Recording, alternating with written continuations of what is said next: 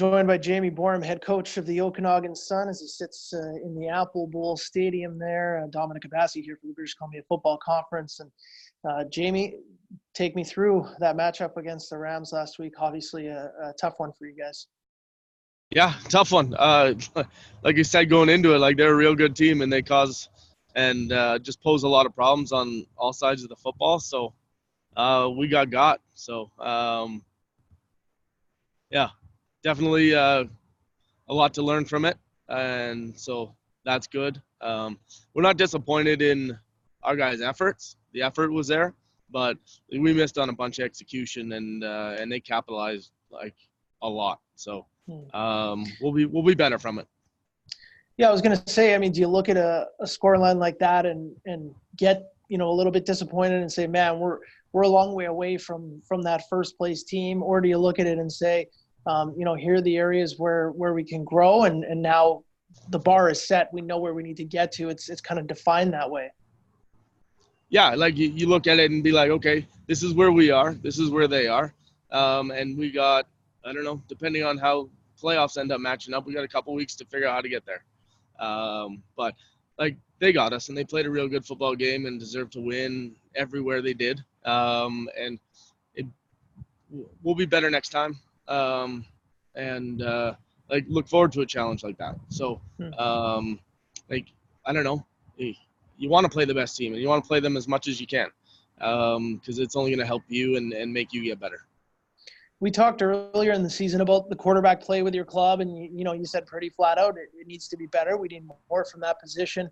I know you guys stuck with Alex Douglas for all of last game, and we'd seen some games where both, more than one QB had a shot.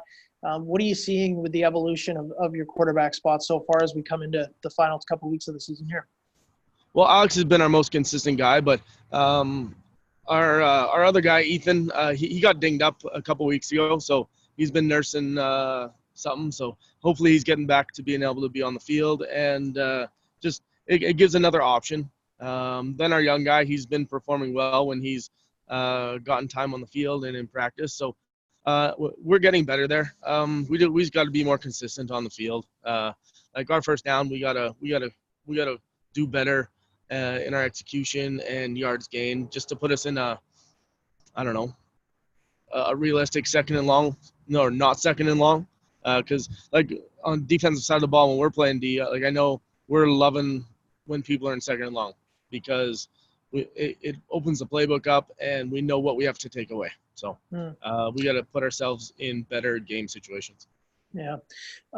When you look at this season, and I mean, we're not done, and I know it's still that week-to-week view. We're focusing on the next opponent, but we're coming up on the final 2 weeks.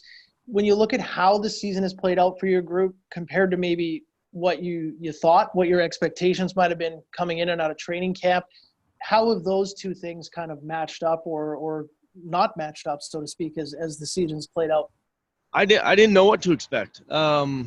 So I wasn't coming into it blind, but this league's tough, and there usually ends up being one or two teams up top, and then it kind of gets messy all in the middle. And I don't know, it's pretty similar this year. That's basically the description of every BCFC season, pretty much. Right. So I don't know. Like I think it's neat because different teams pose others different problems. And like in speaking with the Langley guys after the game, because I know a bunch of them from coaching provincial teams and just my past and things. So we pose them problems that other teams don't. They pose us problems, and so no one. It's not a fair matchup in that sense, where like it's just different every week. And the team you play is so different from, like VI is so different from Langley. So like our game prep is completely different, right?